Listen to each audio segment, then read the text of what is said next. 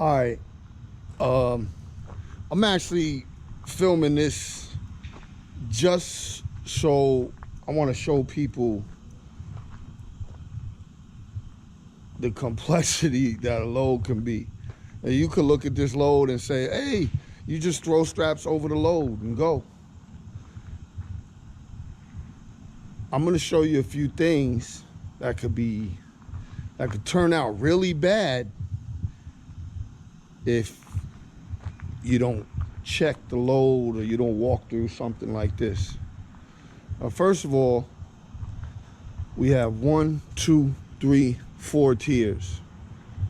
So we need, I believe, if I'm not mistaken, we need some straps through the 3rd tier, which I'm doing next. I haven't thrown those yet, which means we count up 3. 1, 2, 3. There need to be some straps coming through there. Tier strapping. So I have 2 straps that I'm going to tier strap through that. Now look, these front pieces end right here, and now we have these middle pieces, they're alone. And we'll look at it from this side. It's gonna look different if we go to the other side. But we need to be sure we at least get two straps over that top. And we're gonna go to the other side.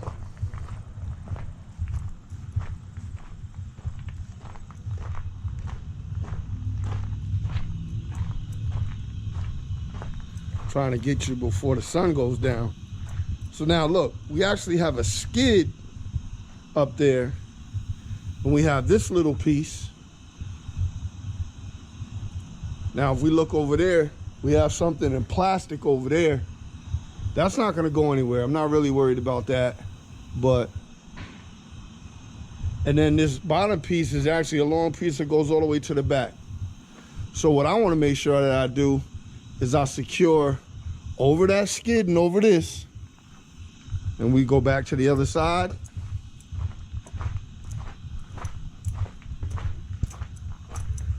We go back to the other side.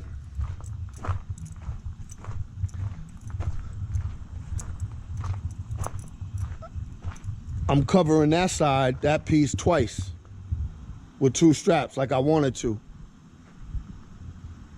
So now I want to show you I want to show you something that had I not jumped up on top of this load to look, ooh, I'd have been in a lot of trouble. A lot of trouble. Okay. Now, this is the top of the load, right? See if I can get this for you. And the right picture of it. This is the top of the load. I came through there because the weight of this, the base, I want to secure the base. I don't want to secure that. I want to secure the base. The weight of it, the bulk of the weight of it is here. It's not in that. That can bend. I don't think it will, but the bottom line, the bulk of the weight is here. So I came through there. Now this, I want downward pressure on this one. The reason I'm saying I want downward pressure on this one and not securing the bulk, the bottom, the base of it, is because the strap isn't going to hit the bottom. So the best that I can do is to run the strap over this top. Down the side, over, and down this side, right? Making sure that I'm not hitting any wood, or I might have to go over there. That's another thing. That's another thing. I gotta make sure I'm not hitting any wood. Now check this out. If you notice, I ran that strap through there, through here, and over this. Now, I don't know if you understand the magnitude of this right here, but This piece is freestanding. It's not connected to anything. So let's say I was down there. Look at down there. This shit is heavy, man. I can't move this with my hands. This shit, that's heavy. Now let's say I was down there and I didn't get up here to look and I threw my straps over. Or let's say I didn't even look close enough to where even if I got up here, I ran the strap through there, over there, and didn't notice this piece because I'm not looking hard enough, and ran it over there and ran the strap down over there, and this piece now isn't secure. It's loose between this piece, and I get driving down the road, I hit my brakes, and guess what's gonna happen with this piece? It's going right through my cab, right? So, not just getting up here and looking, but getting up here and looking at each individual piece and being able to secure each individual piece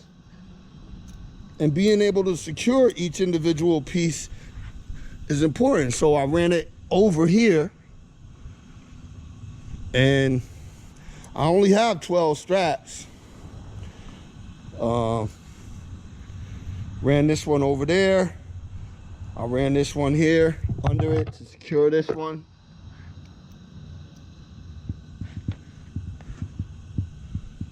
I don't even know if that's gonna do it. You know what? So now I'm just realizing this.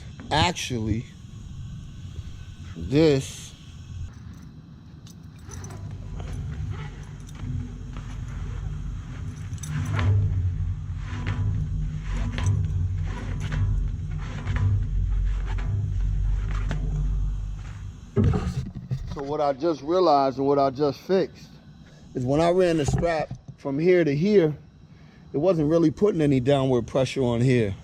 So instead I ran it through here. Now it's gonna put downward pressure on this beam. So I have to do the same over here. And again, I don't really know if people truly understand what I'm pointing out. This thing would have been loose between this and this going down the road. It would have not been secured at all had I just thrown straps. Had I not looked at each individual piece to see how to lock down each piece.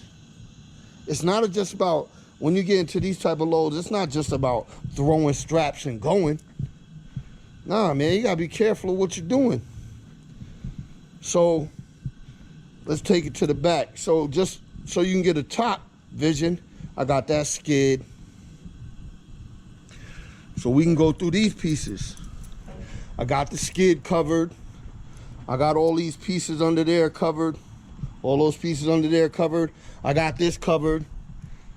This bar, just like these rods aren't going anywhere. I got that piece covered. We're good. All of this is covered. Then we come back here to the piecey stuff. And this is a little bit more easier than the one in the front. We're going over. I gotta throw a tier strap down there. I'm gonna throw a tier strap. But see, okay, let's say when you get back here. When we get back here, we gotta make sure that our strap, when I first threw the strap was over there like that. It can't, you gotta be careful of that. Just make sure our straps is covering everything. Now this ain't no good. This needs to be fixed. We want this strap. First, let's see if it can drop down there.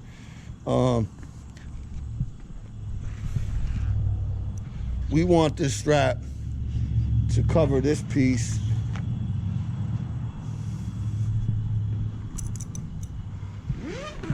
We probably want that strap to come over there, come over here, and land here. That's where we want that strap.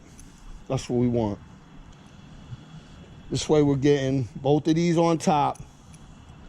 We're avoiding any sharp corners. And then we got to throw the tear strap. What really made me record this video is that piece right there. If you guys could see that piece right there.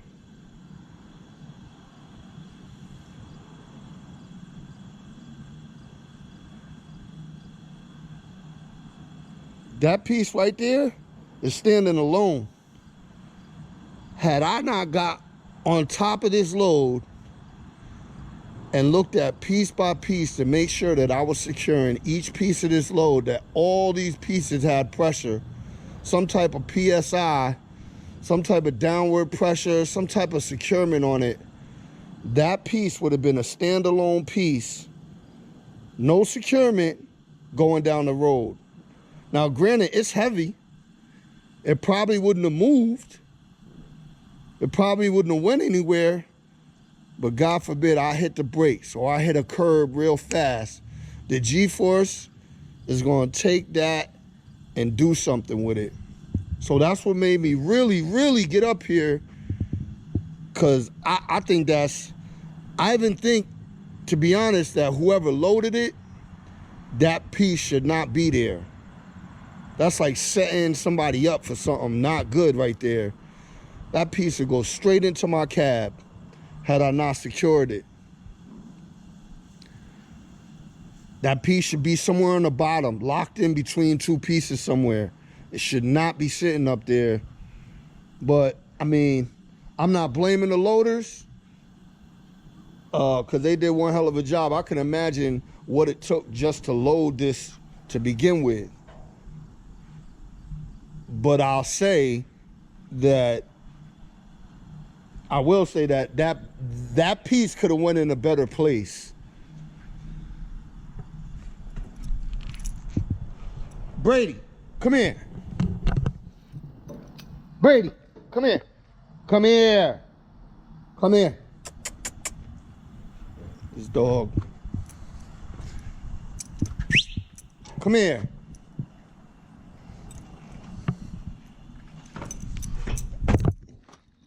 So now you can see I'm running a tear strap through there, and I'm gonna run a tear strap through here as well. And we're gonna get down the road. Just wanted to show you that's detrimental, man. That's serious. Like that could have been, when I got up there and I saw that piece up there, I was like, whoa. Thank God I got up there and was just thinking that piece should not be there. They could have picked a much better spot for that piece. I'm putting the tear strap up through there, 1, 2, 3, third level. And I'm gonna do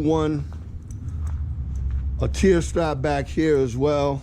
It's going to Detroit, it's about 4 hours. I'm just gonna really watch my load going down the road. But I wanted to point this out because a lot of people think things are strap and go. When you get loads like this, people don't want to climb up top. They're too lazy to climb up top. They're like, oh, this is an easy strap and go. I could throw some straps and just leave. Nah, man. That piece of iron up there, man, I wish. Please? Yes. Thank you. I wish you could actually be here with me to see it firsthand. I don't know if the video's doing it justice, but that piece up there would have been loose had I not jumped up there and actually looked to see if I was securing every piece of this load from movement. All right, let me get back to it.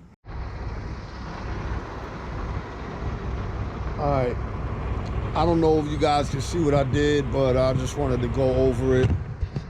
So I got the 2 4-inch straps.